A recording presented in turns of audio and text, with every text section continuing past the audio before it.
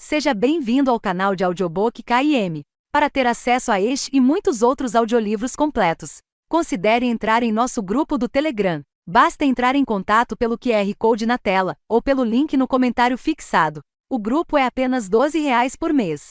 E você pode pedir qualquer audiolivro que fazemos. Obrigada! O canal Audiobook KM agradece sua preferência. Esse audiolivro é uma tradução não oficial e pode conter erros de pronúncia e diferenças de escrita. Livro, Autoridade. Nos sonhos de controle é de manhã cedinho, e o céu é azul escuro com apenas uma reixa de luminosidade. Ele está parado numa falésia olhando para um abismo, uma baía, uma pequena enseada. Sempre varia. Ele é capaz de ver quilômetros de profundidade naquelas águas mansas. Pode observar os leviatãs do oceano deslizando lá embaixo, como submarinos ou orquídeas em forma de sino, ou os cascos amplos dos navios silenciosos, sempre se movendo. Seu tamanho transmitindo tal impressão de poder que, mesmo olhando de tão alto, é capaz de sentir o tumulto que provocam com sua passagem. Ele fica horas examinando as formas, os movimentos, escutando os sussurros cujos ecos sobem até ele, e então ele cai. Devagar, bem devagar, cai silenciosamente na água escura, sem perturbá-la, sem produzir ondas. E continua a cair. Às vezes isso acontece quando está acordado, como se não estivesse prestando suficiente atenção, e então começa a repetir o próprio nome em silêncio, até que o mundo real reaparece. 001, caindo primeiro dia. O começo de sua última oportunidade. Estes são os sobreviventes? Controle estava ao lado da diretora assistente do Comando Sul, por trás de um espelho falso,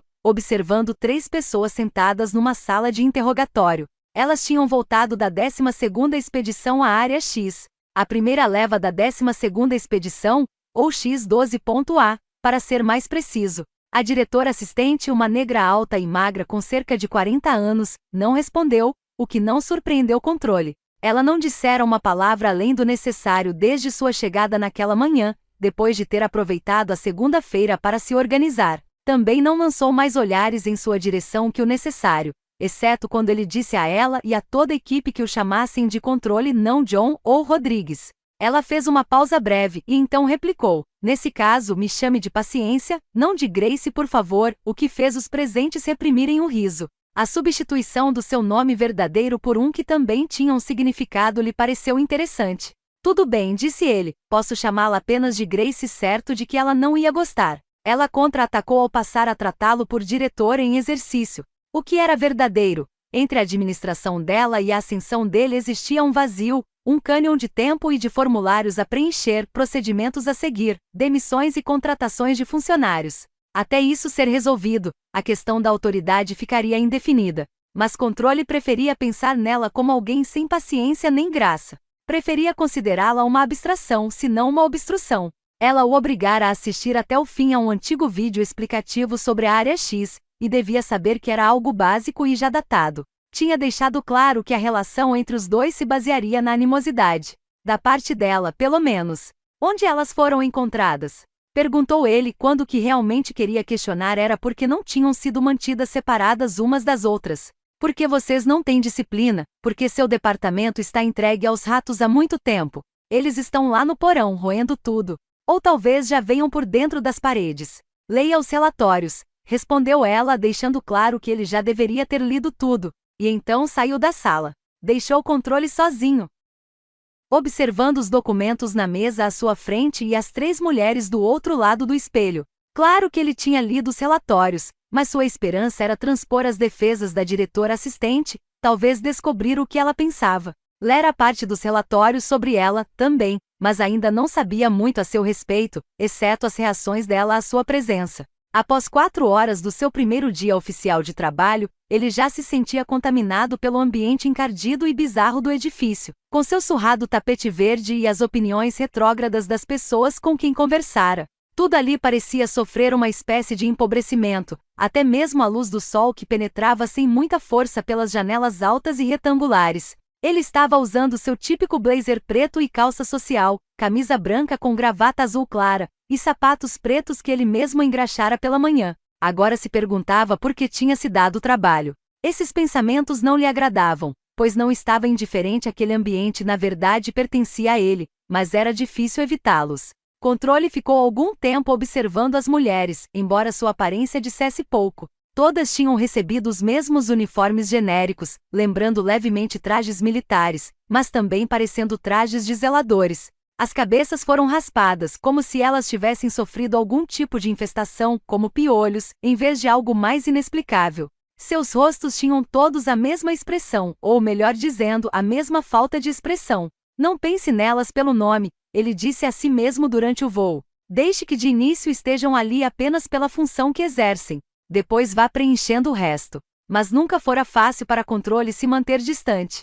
Gostava de mergulhar, de alcançar um patamar onde os detalhes trouxessem esclarecimentos sem atordoá-lo. A topógrafa fora encontrada em casa, sentada numa cadeira no pátio dos fundos. A antropóloga fora encontrada pelo marido batendo na porta dos fundos do consultório médico dele. A bióloga fora encontrada num terreno baldio coberto de mato, a vários quarteirões de onde morava, contemplando um muro de tijolos em ruínas. Tal como aconteceu com os membros da expedição anterior, nenhuma delas tinha a menor lembrança de como voltará pela fronteira invisível que cercava a Área X. Nenhuma delas sabia como conseguirá transpor os bloqueios, as cercas e outras formas de proteção que os militares construíram ao longo da fronteira. Nenhuma delas sabia o que havia acontecido com o quarto membro da expedição, a psicóloga, que, na verdade, era também a diretora do Comando Sul, e que tinha enfrentado todas as objeções para liderar, incógnita, aquela expedição em particular. Nenhuma delas parecia ter muitas recordações do que quer que fosse.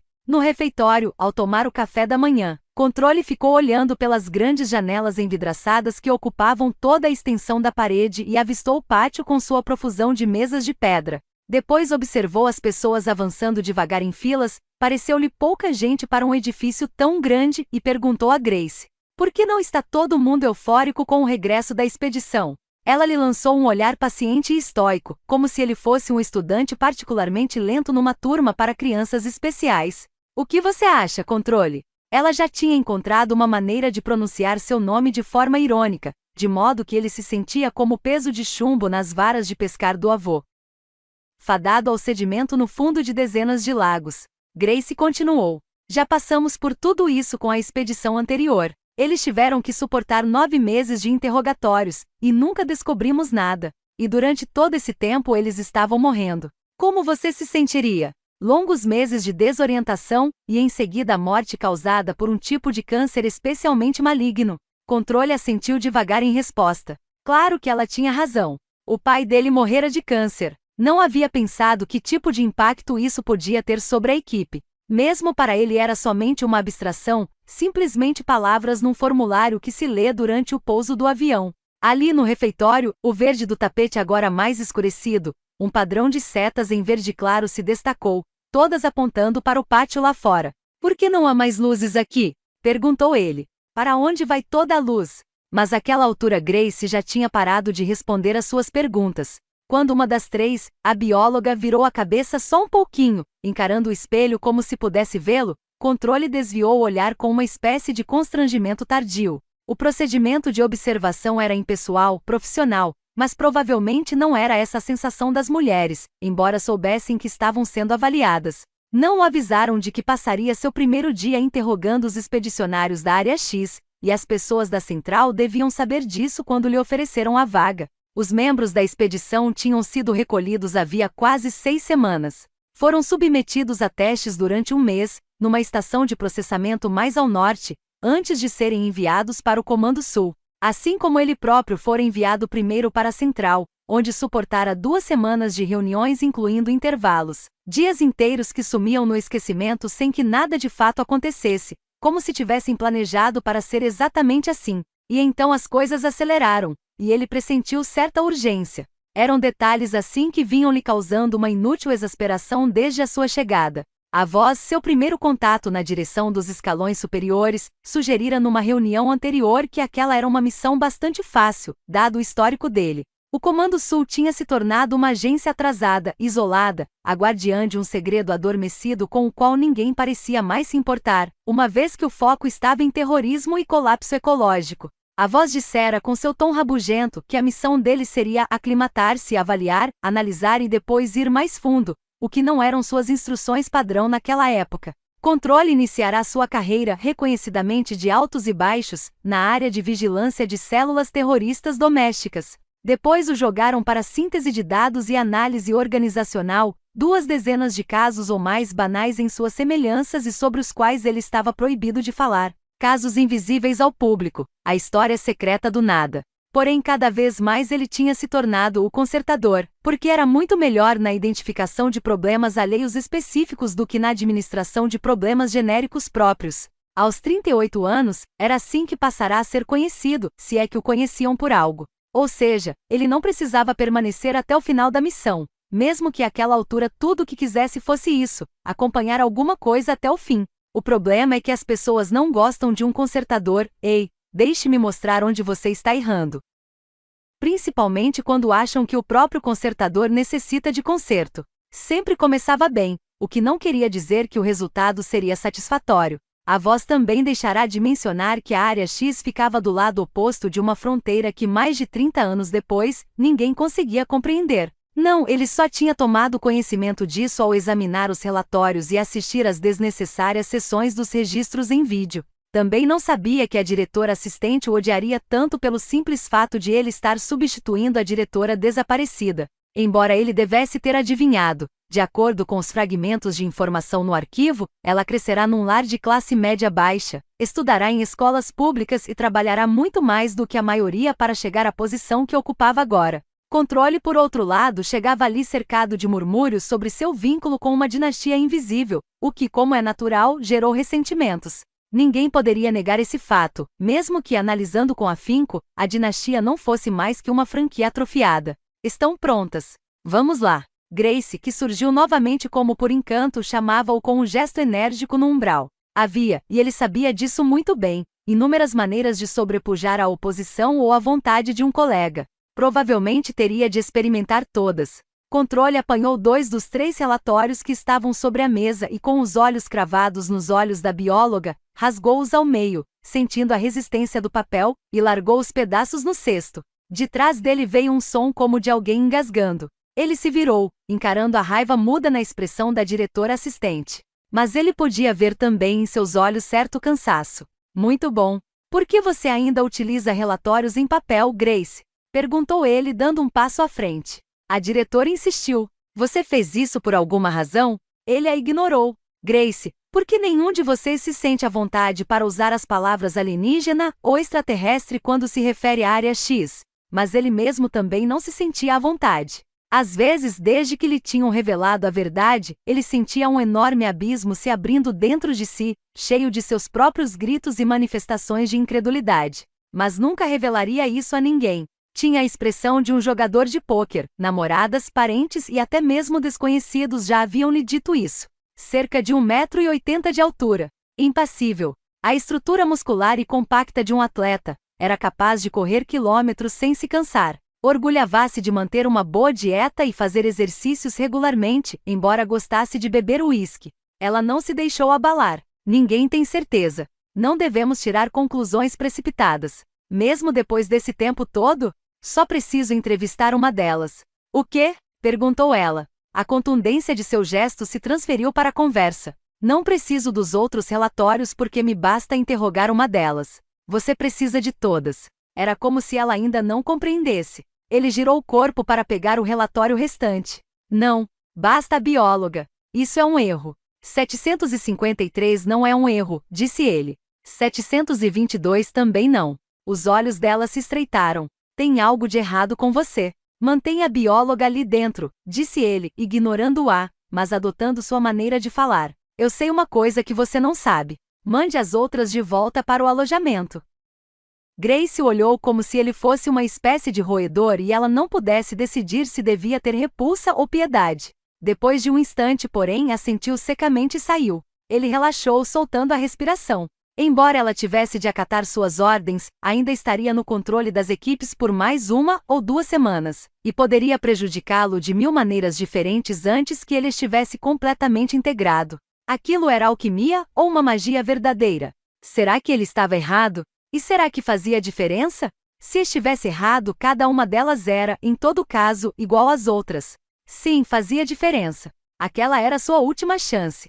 Sua mãe lhe dissera antes de ele ir para lá. A mãe de controle sempre lhe parecerá um clarão de luz à distância no céu noturno. Aparecendo e sumindo, sumindo e aparecendo, e sempre na lembrança, talvez deixasse a dúvida sobre o que era, sobre o que produzir aquela luz. Mas nunca se poderia saber com certeza. Como filha única, Jack Miranda Severance entrou para a carreira militar seguindo o exemplo do pai, Jack Severance, e acabou se destacando. Agora possuía uma patente mais alta do que o próprio pai, um agente cheio de condecorações. Jack a criou para ser brilhante, organizada, pronta para liderar. Controle tinha ouvido dizer que o avô submetera Jack a corridas de obstáculos quando criança, e a fizera enfiar baionetas em sacos de farinha. Não havia muitos álbuns de família para ele confirmar essas histórias.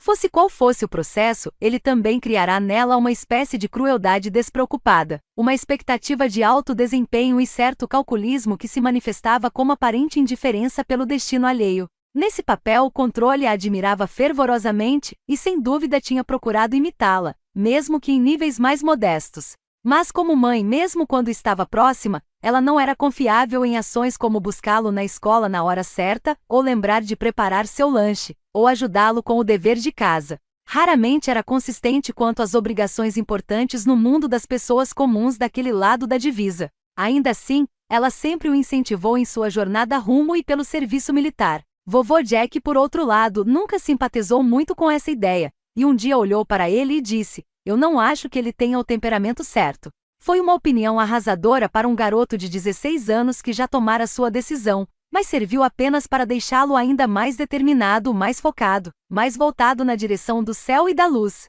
Depois achou que o avô dissera aquilo justamente com essa intenção. O avô tinha uma personalidade imprevisível, explosiva, enquanto a mãe era uma chama gelada e azul. Quando ele tinha 8 ou 9 anos, foram pela primeira vez ao chalé perto do lago onde passavam o verão, nosso clube secreto de espiões, como sua mãe o chamava.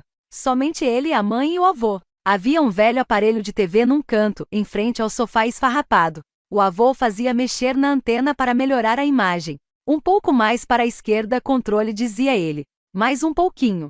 A mãe estava no quarto ao lado, estudando alguns arquivos recentemente liberados que trouxera do escritório. E foi assim que ele ganhou seu apelido, sem saber que o avô tinha se inspirado no jargão dos espiões. Sendo garoto, ele se apegou àquele apelido como algo especial, algo que seu avô lhe dera como um gesto de amor. Mas ele era astuto o bastante para não revelar isso a ninguém de fora da família.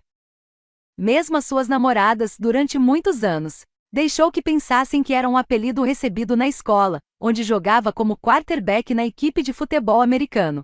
"Um pouco mais para a direita, Controle." Arremesse a bola como um astro. O que ele mais gostava era perceber onde estavam os receptores e mandar a bola exatamente lá. Mesmo que se saísse melhor apenas nos treinos, ficava satisfeito com aquele tipo de precisão, a geometria, a expectativa. Quando cresceu, assumiu o Controle como seu próprio nome. Podia sentir agora o aguilhão de condescendência que havia na palavra, mas jamais iria perguntar ao avô se ele a pronunciava com essa intenção, ou com alguma outra. Imaginou-se o fato de passar tanto tempo lendo quanto pescando teria de algum modo predisposto o avô contra ele. Então, sim, ele adotou e recriou aquele nome, permitiu que se perpetuasse. Mas esta era a primeira vez que instruía seus colegas de trabalho a chamarem-no de Controle, e na verdade não sabia explicar por quê. Era algo que simplesmente lhe ocorrerá, como se daquela forma pudesse recomeçar do zero. "Um pouco mais para a esquerda, Controle, e talvez você acerte aquele facho de luz." Por que um terreno baldio?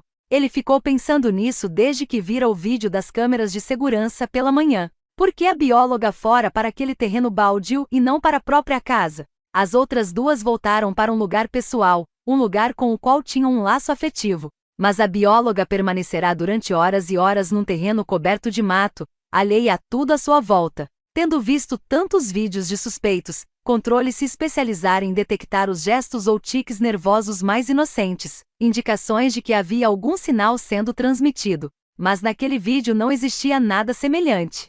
A presença dela ali fora informada ao Comando Sul através de um relatório da polícia local, que a deteve por vadiagem, uma reação lenta, motivada pelas buscas que tiveram início assim que o Comando Sul deteve as outras duas. E depois havia o problema de concisão versus concisão. 753. 722. Uma pequena pista, mas Controle já tinha pressentido que a missão girava em torno de detalhes, de um trabalho investigativo. Nada surgiria com facilidade.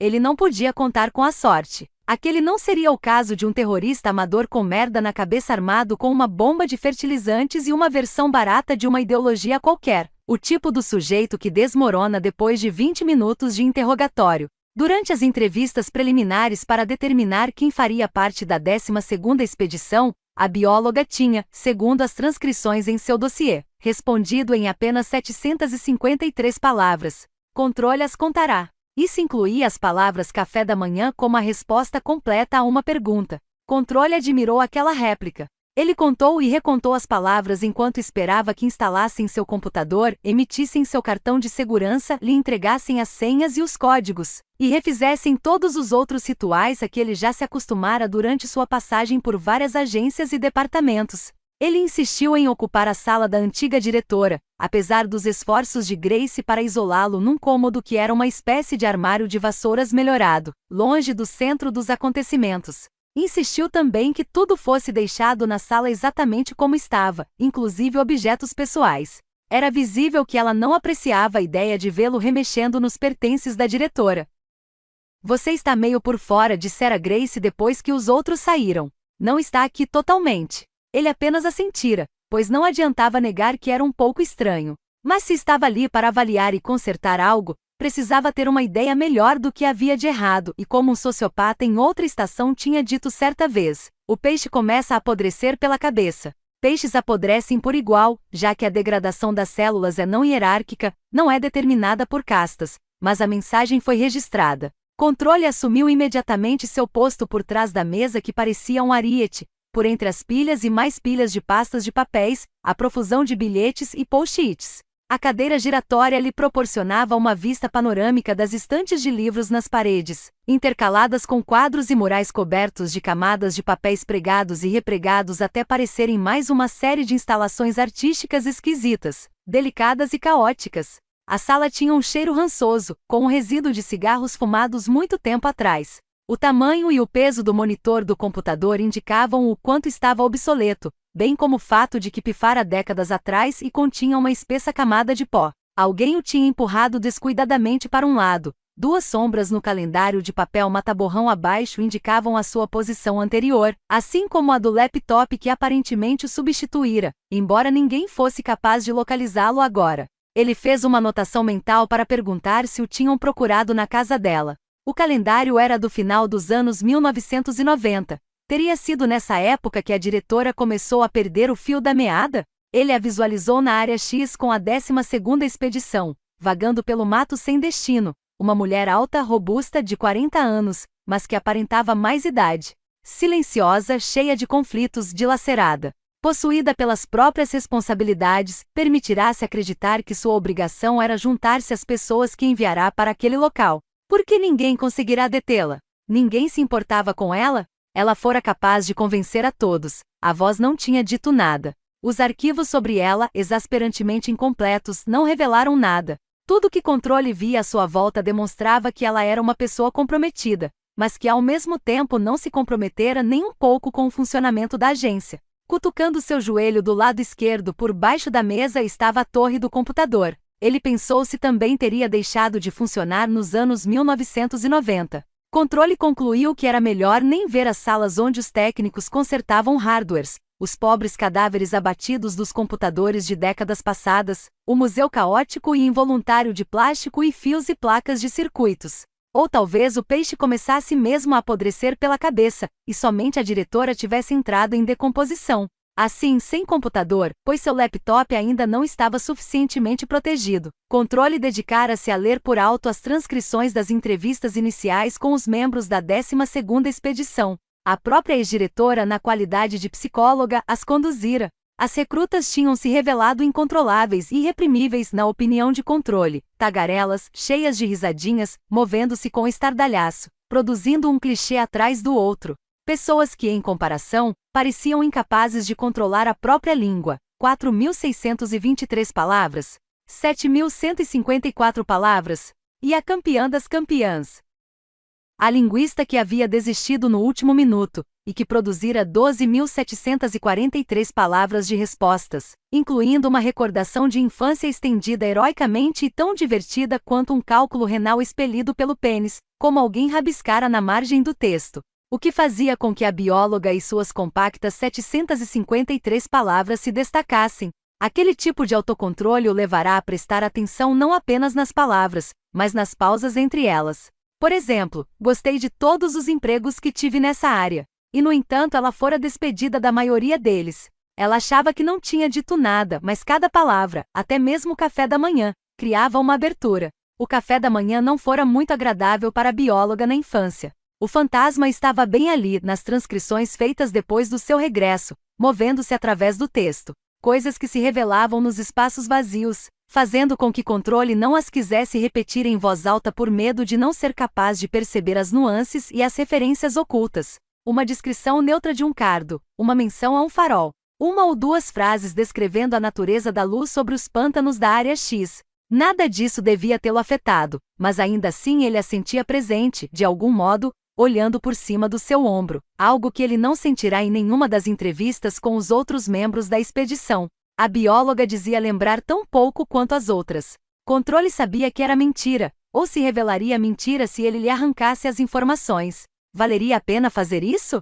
Ela estava cautelosa porque acontecerá algo na área X, ou somente porque era do seu temperamento ser assim. Uma sombra passou então sobre a mesa da diretora. Ele estivera ali antes, ou perto dali, tomando essas mesmas decisões, e isso quase o arrebentara, quase explodira dentro dele. Mas não tinha escolha. Cerca de 700 palavras depois que ela voltou, tal como as outras duas.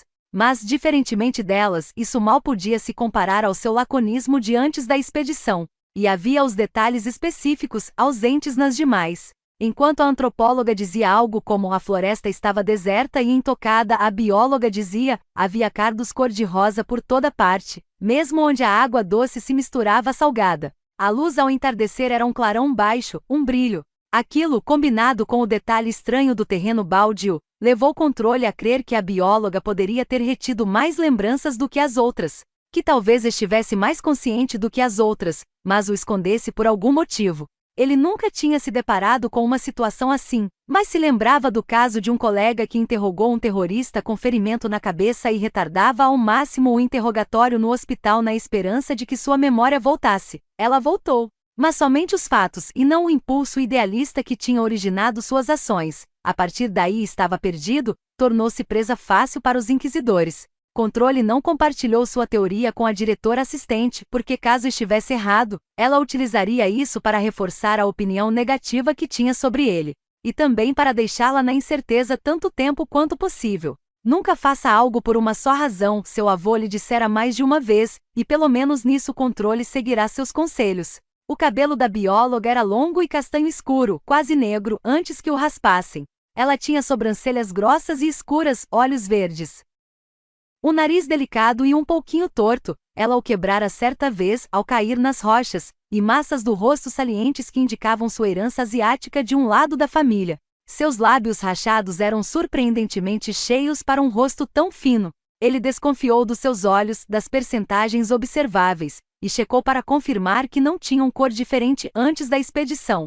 Mesmo sentada à mesa ela dava a impressão de ser fisicamente forte, com músculos salientes no ponto em que o pescoço e os ombros se encontravam. Até então, todos os testes em busca de câncer ou outras anomalias tinham tido resultados negativos. Controle não lembrava os dados exatos da ficha, mas tinha a sensação de que ela era quase tão alta quanto ele. Fora confinada na ala leste do edifício havia 2 semanas, sem fazer nada senão comer e exercitar-se. Antes de partir na expedição, a bióloga receberá um intenso treinamento de técnicas de sobrevivência e uso de armas nas instalações que a central destinava a esse propósito. Certamente fora instruída com todas as meias-verdades que a cúpula do Comando Sul julgava necessárias, baseadas em critérios que Controle considerava misteriosos e até mesmo suspeitos. Fora também submetida a um condicionamento que a tornava mais receptiva à sugestão hipnótica. A psicóloga e ex-diretora teria recebido certo número de comandos hipnóticos para usar palavras que, combinadas, deveriam induzir certos efeitos. Um pensamento cruzou a mente de Controle enquanto a porta se fechava às suas costas. A diretora teria contribuído para a confusão de memória das 3, enquanto ainda estavam na área X. Controle acomodou-se numa cadeira de frente para a bióloga, sabendo que Grace, no mínimo, estaria observando os dois do outro lado do espelho falso. A bióloga já tinha sido interrogada por alguns especialistas, mas Controle também era um deles ao seu modo e precisava desse contato face a face. Havia algo na dinâmica de uma entrevista presencial que se perdia no vídeo e nas transcrições. O piso por baixo dos seus sapatos era encardido, quase pegajoso. As lâmpadas fluorescentes no alto piscavam a intervalos irregulares, e tanto a mesa quanto as cadeiras pareciam ter sido trazidas de um refeitório do ensino médio. Ele sentia o cheiro penetrante e metálico de desinfetante barato que lembrava mel estragado. Aquela sala não inspirava confiança no Comando Sul. Uma sala para entrevistas de avaliação, ou feita para parecer uma sala de entrevistas de avaliação, devia ser mais confortável do que uma cuja finalidade única e permanente fosse o interrogatório, a presunção de uma possível resistência. Agora que Controle estava sentado em frente à bióloga, ela impunha uma presença que o fazia hesitar em olhá-la dentro dos olhos. Mas ele sempre se sentia nervoso antes de interrogar alguém, como se a mãe, aquele clarão no céu, tivesse desviado de sua trajetória e descido para ficar junto ao seu ombro, em carne e osso, observando-o. A verdade é que ela de vez em quando verificava suas atividades. Podia ter acesso àquela gravação. Portanto, não era apenas paranoia ou impressão, era uma parte possível da sua realidade. Às vezes, enfatizar seu nervosismo, fazer a pessoa em frente relaxar ajudavam o processo. Então ele pigarreou, tomou um hesitante gole d'água da garrafa que trouxera e mexeu inquietamente no documento que colocará na mesa entre eles, junto do controle da TV à sua esquerda, para preservar as condições em que ela fora encontrada, garantindo, basicamente, que ela não tivesse sua memória melhorada de modo artificial. A diretora assistente ordenara que não se revelasse qualquer informação pessoal sobre ela. Controle considerou isso maldade, mas concordou com Grace. Ele queria que o documento entre eles parecesse uma possível recompensa, ainda que não soubesse se o entregaria a ela. Controle se apresentou com seu nome verdadeiro, informou-a de que aquela entrevista estava sendo gravada e pediu-lhe que também se apresentasse pelo nome.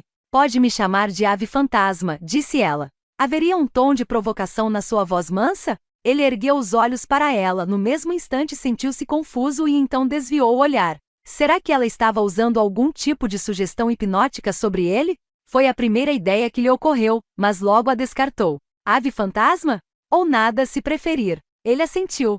Sabia o momento de deixar passar alguma coisa, pesquisaria aquela expressão depois. Tinha vaga lembrança de ter visto algo parecido nos relatórios. Talvez. Ave fantasma, disse, testando o nome. As palavras tinham uma textura seca e estranha na sua boca. Não recorda nada sobre a expedição? Já contei aos outros.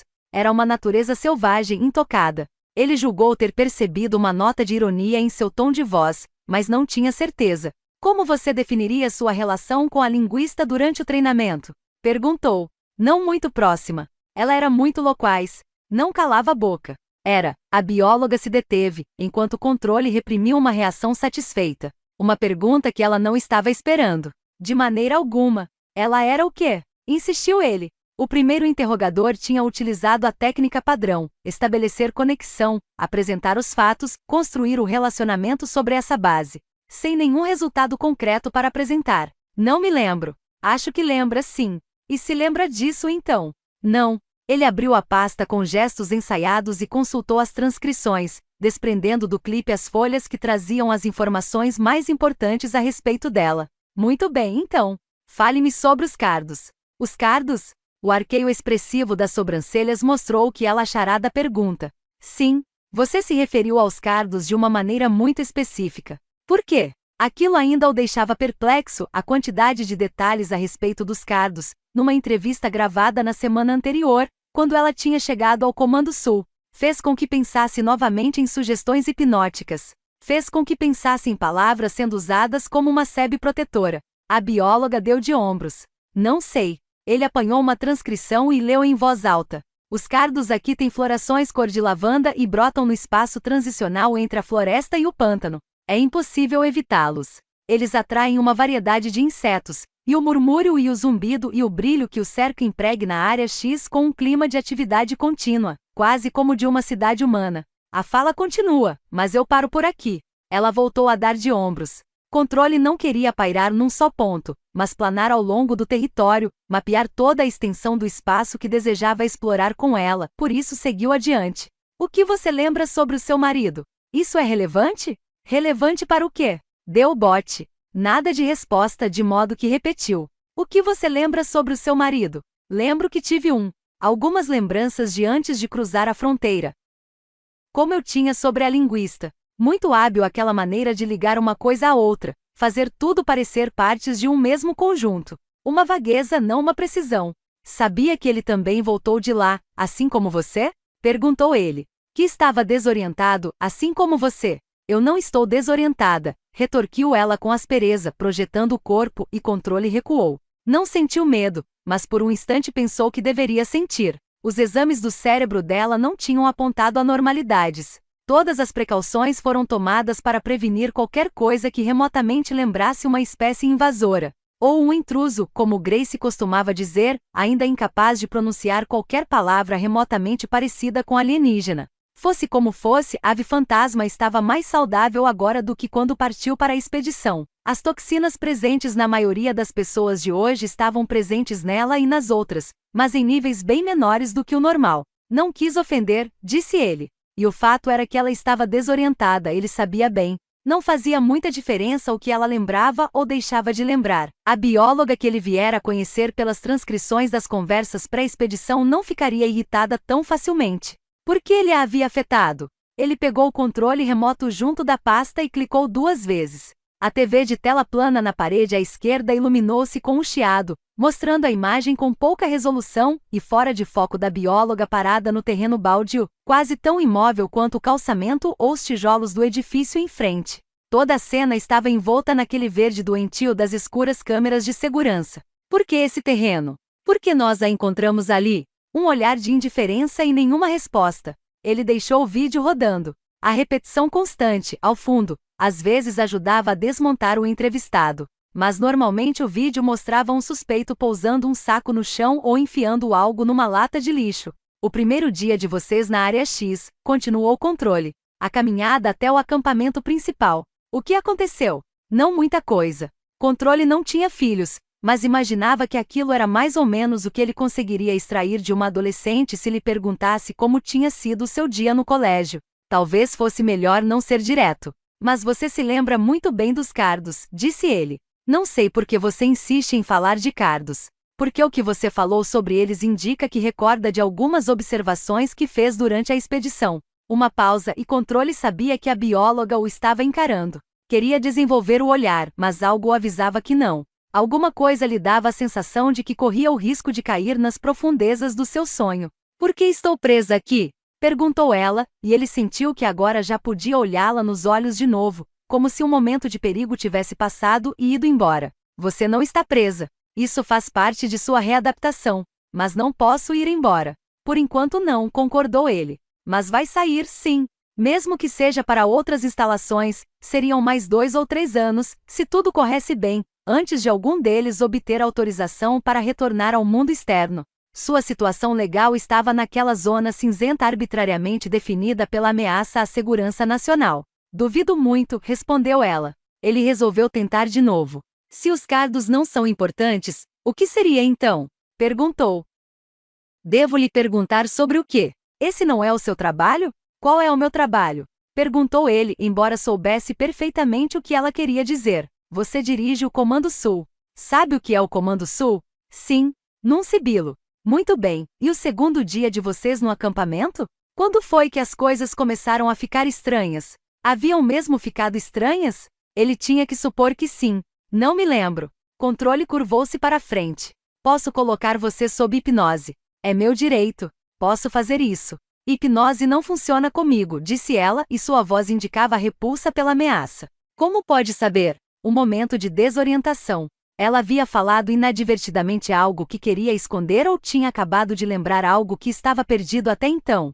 Ela saberia a diferença? Eu só sei. Para que fique bem claro, podemos recondicionar você e depois colocá-la sob hipnose. Tudo aquilo era blefe, pois necessitava de uma logística muito complicada. Para fazê-lo, Controle teria de enviá-la para a central, e ela desapareceria para sempre naquele ventre gigantesco. Ele talvez recebesse relatórios, mas nunca mais teria contato direto com ela. E também não queria recondicioná-la. Faça isso, e eu te... Ela conseguiu se conter antes de pronunciar o que pareceu o início da palavra mato. Controle achou melhor ignorar.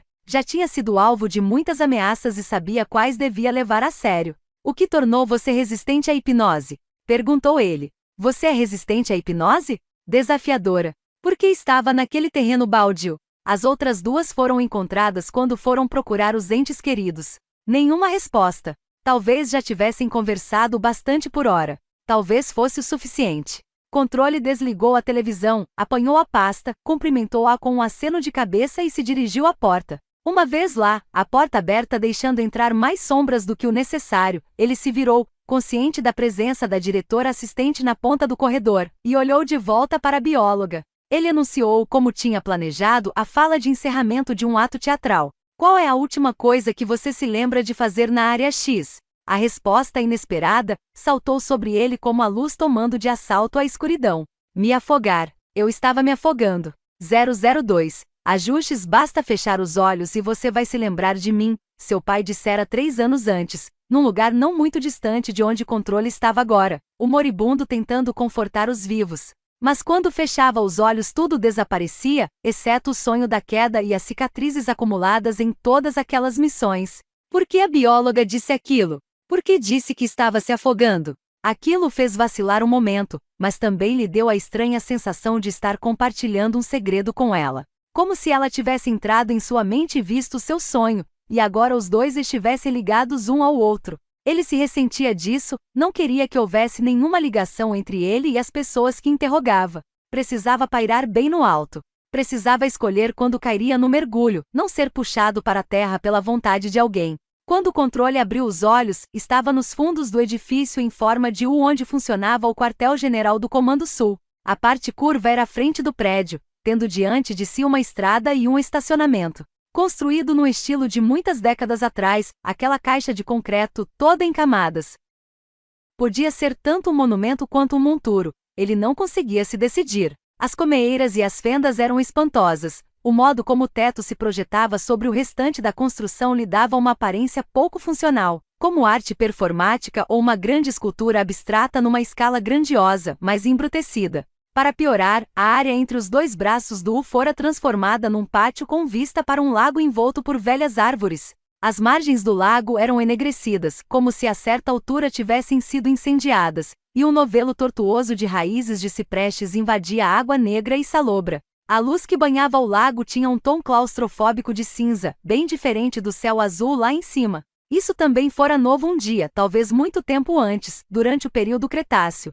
E mesmo então o edifício já devia existir de alguma forma, dando uma marcha ré tão acentuada rumo ao passado que era possível olhar pela janela e ver libélulas do tamanho de abutres. O que os abrigava não inspirava grande confiança, era sentido menos como um símbolo da sorte do que da incompletude.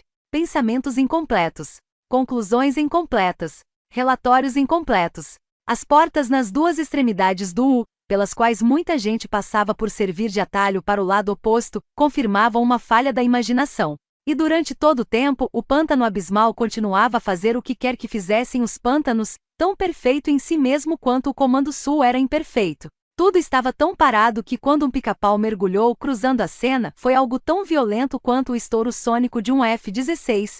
À esquerda do U e do lago, que apenas era visível de onde ele estava, uma estrada sumia por entre as árvores, na direção da fronteira invisível, do outro lado da qual ficava a área X.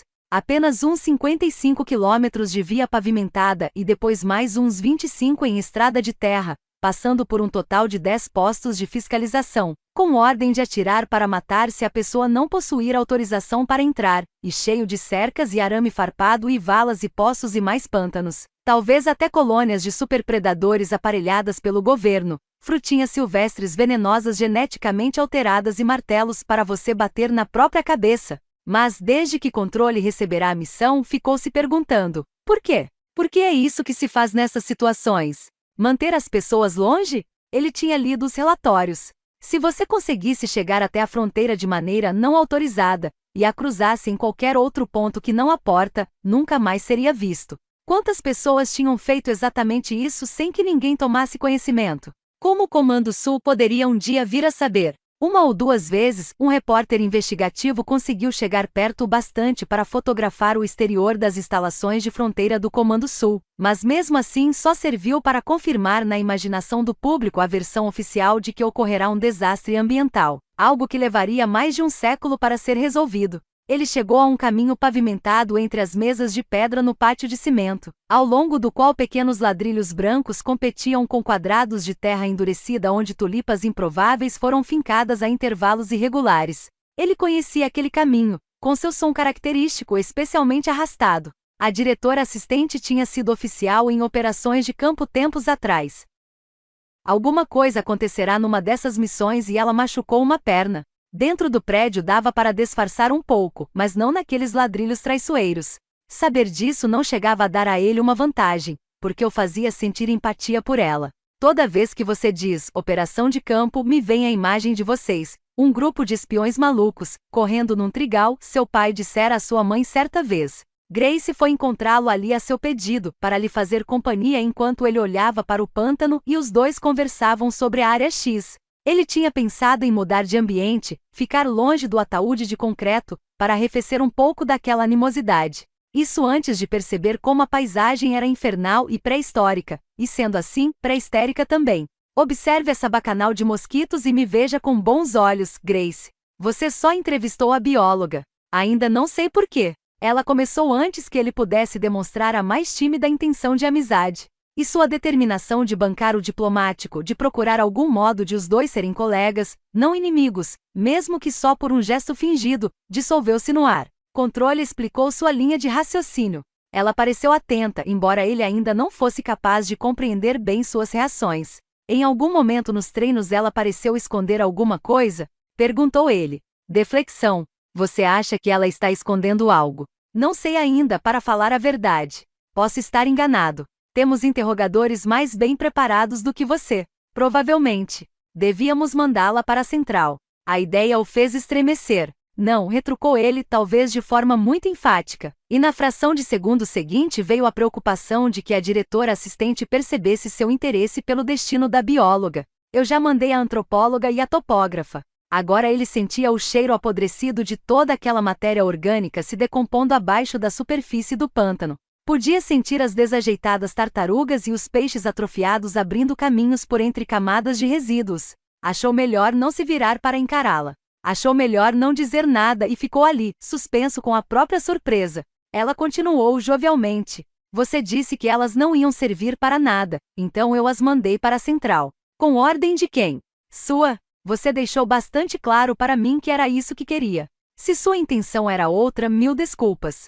Um pequeno estremecimento percorreu o controle, uma sensação quase imperceptível. Elas tinham sido levadas embora. Ele não poderia trazê-las de volta. Precisava tirá-las da cabeça e engolir a mentira de que Grace fizera aquilo como um favor, para facilitar seu trabalho. E por falar nisso, quanto prestígio tinha ela junto à central? De qualquer modo, posso ler as transcrições, caso mude de ideia, disse ele, caprichando num tom descontraído. Elas ainda seriam interrogadas, e ele lhe dera margem para agir ao dizer que não queria entrevistá-las. Grace examinava o rosto dele com atenção, à procura de algum sinal que acusasse o golpe. Ele tentou sorrir, desarmou a própria raiva com o pensamento de que se a diretora assistente quisesse mesmo prejudicá-lo, teria dado um jeito de enviar também a bióloga. Aquilo era apenas um aviso, mas agora ele precisava tirar algo de Grace também.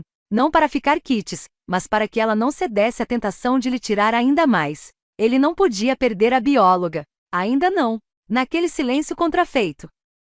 Grace perguntou. Por que você está aqui fora, parado no sol feito um idiota? Disse isso em tom brincalhão, como se nada tivesse acontecido. Vamos entrar. Está na hora do almoço, e você pode conhecer algumas pessoas da administração.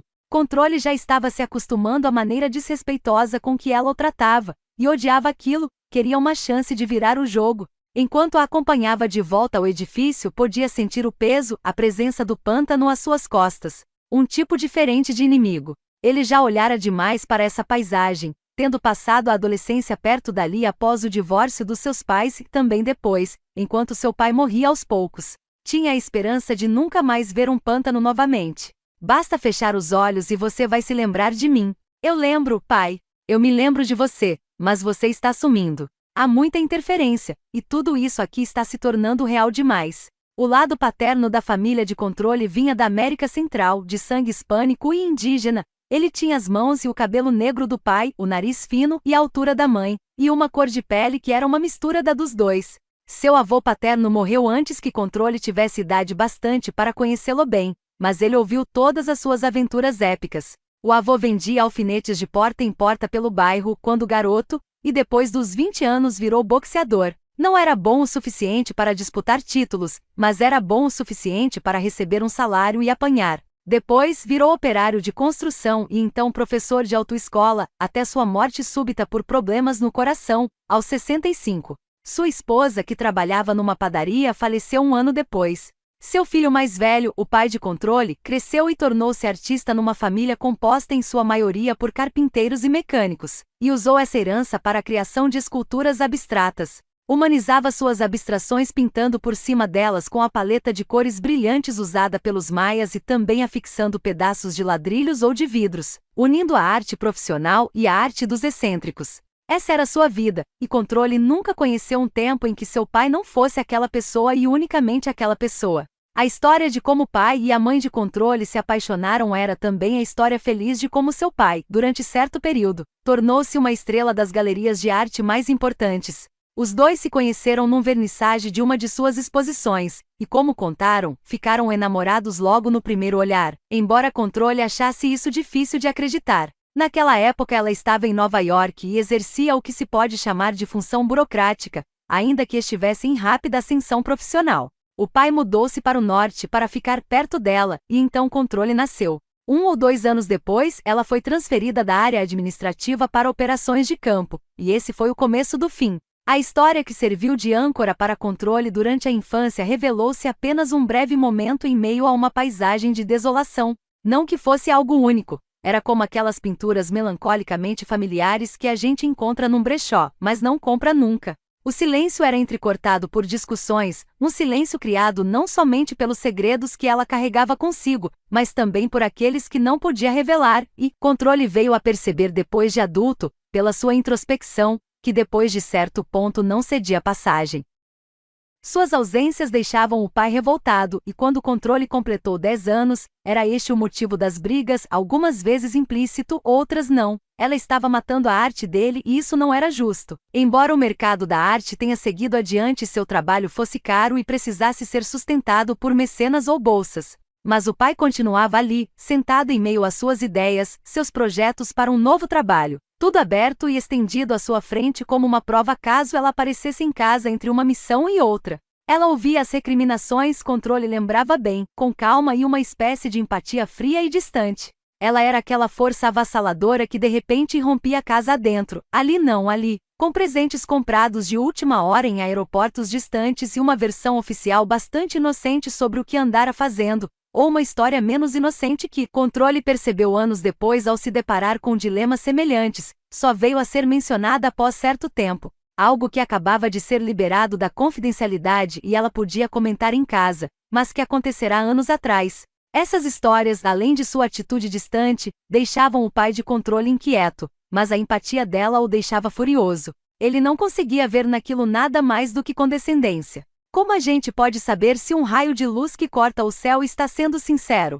Quando os dois se divorciaram, Controle voltou para o sul, para viver com o pai, que foi morar numa comunidade em que ele se sentia à vontade, pois ficava próximo de alguns familiares e estimulava suas ambições artísticas, mesmo que sua conta bancária permanecesse magra. Controle se lembrava do choque que sentiu depois da mudança quando percebeu a quantidade de barulho e movimento e cores que podiam ser encontrados dentro de uma casa. A sensação de que agora fazia parte de uma grande família. Mas durante aqueles verões quentíssimos na cidade pequena não muito distante do Comando Sul, Controle, um menino de 13 anos com uma bicicleta enferrujada e uns poucos amigos leais, vivia pensando na mãe que estava em campo em alguma cidade ou nação remota. Aquele raio de luz distante que às vezes caía do céu e se materializava à porta em forma de ser humano. Exatamente do mesmo modo como acontecia quando eram uma família. Um dia ele acreditava, ela o levaria consigo, e ele se tornaria o raio de luz, com segredos que ninguém nunca descobriria. Alguns dos boatos sobre a Área X eram muito elaborados em sua complexidade. Lembravam a controle aqueles cardumes das maiores e mais mortíferas medusas de um aquário. Quando alguém as olhava em seu avanço ondulante, pareciam tão reais quanto irreais, emolduradas pelo azul profundo da água. Local invadido. Experimentos secretos do governo. Como um organismo daqueles podia existir? Os mais simples que confirmavam a versão oficial, variações sobre uma área de desastre ecológico provocado pelo homem eram, por sua vez, tão banais que mal chamavam a atenção ou causavam curiosidade. Versões de um zoológico daqueles em que os animais vêm comer na palma da mão. Mas a verdade tinha uma base muito simples. Uns 30 anos atrás, ao longo de um extenso trecho do litoral ao sul, conhecido por algumas pessoas como a Costa Esquecida, ocorreu um evento que causou grandes transformações na paisagem e ao mesmo tempo fez surgir ali uma barreira invisível ou muro, uma espécie de fantasma ou manifestação permeável pré-fronteira. Como consta dos arquivos, algo tão fino quanto o nevoeiro, quase invisível exceto por uma tremulação sutil, que tinha emanado de um epicentro desconhecido e se espalhado em todas as direções, detendo-se de repente nos seus limites atuais e impenetráveis. Então foi criado o Comando Sul para investigar o que teria ocorrido, com pouco sucesso e muitos sacrifícios de vidas em suas expedições. E mesmo a perda dessas vidas era algo insignificante se comparado à possibilidade de alguma descoberta sobre a barreira, que os cientistas ainda estavam estudando e tentando entender como funcionava. Alguma descoberta sobre por que seus equipamentos, quando recuperados, estavam misteriosamente inutilizáveis, muitos se decompondo com assombrosa rapidez. E havia um modo inconsistente e inquietante como algumas expedições voltavam totalmente saudáveis, o que parecia a controle mais inexplicável do que o resto. Começou antes do aparecimento da barreira, disse-lhe a diretora assistente depois do almoço, no novo velho escritório dele.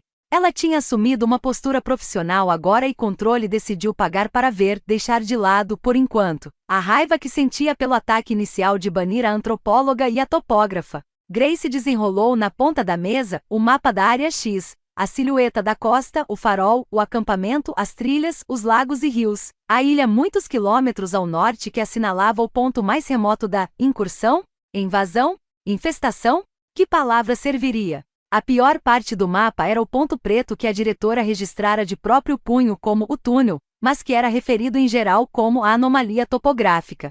Era a pior parte, porque nem todas as expedições cujos membros sobreviveram para fazer relatos o tinham encontrado, até nos casos em que mapearam a mesma área. Grace atirou pastas em cima do mapa. Controle ainda pensava com uma espécie de nostalgia raramente concedida a alguém de sua geração, o quanto era anacrônico trabalhar com papel. Mas o receio de repassar tecnologia para dentro da barreira infectara a diretora anterior. Ela proibiu certas formas de comunicação, exigiu que todos os e-mails fossem impressos e as versões originais eletrônicas, arquivadas e escaneadas com regularidade, e introduziu protocolos herméticos e confusos para o uso da internet e outras formas de comunicação eletrônica. Será que ele acabaria com isso? Não podia saber ainda, tinha uma vaga simpatia por esse procedimento, por menos prático que fosse. Usava a internet apenas para pesquisa e administração. Acreditava que certa fragmentação tinha se instalado na mente humana nos tempos modernos. Começou bem antes. Antes? Quanto antes? O pessoal da inteligência indica que possivelmente houve atividades estranhas naquela costa pelo menos um século antes de a barreira aparecer, antes de a área X se formar. Uma natureza selvagem e intocada. Ele nunca ouvirá a palavra intocada ser usada tantas vezes. Ele devaneou um pouco, imaginando que nome eles dariam àquilo, quem ou o que quer que tivesse produzido aquela bolha intocada que já matara tanta gente. Talvez o considerassem um refúgio para um feriado. Talvez o considerassem uma cabeça de ponte. Talvez eles fossem tão incompreensíveis que ninguém jamais pudesse entender como chamavam, ou por quê. Ele tinha perguntado à voz se precisaria de acesso aos arquivos de outras grandes ocorrências não explicadas, e a voz fizera o não soar como uma falésia de granito, tendo por trás de si somente o céu faiscando azul.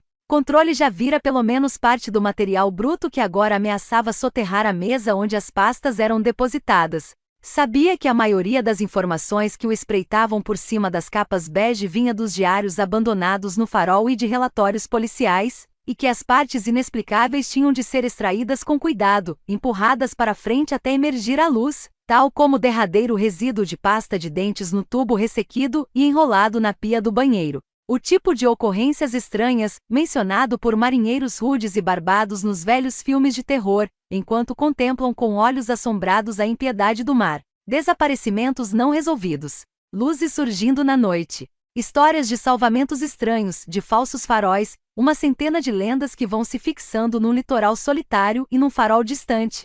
Criou-se até mesmo um grupo informal, a Brigada da Paranormalidade e da Ciência, dedicado a aplicar a realidade empírica aos fenômenos paranormais. Membros da Brigada PIC tinham escrito vários livros, todos autopublicados, que agora acumulavam poeira nos balcões do comércio local. Foi na verdade a Brigada PIC quem deu o nome à Área X, identificando aquele trecho da costa. Fim da amostra do audiolivro. Caso queira ouvir inteiro, entre em contato pelo QR Code na tela para ter acesso exclusivo ao nosso canal no Telegram. Obrigada por ouvir.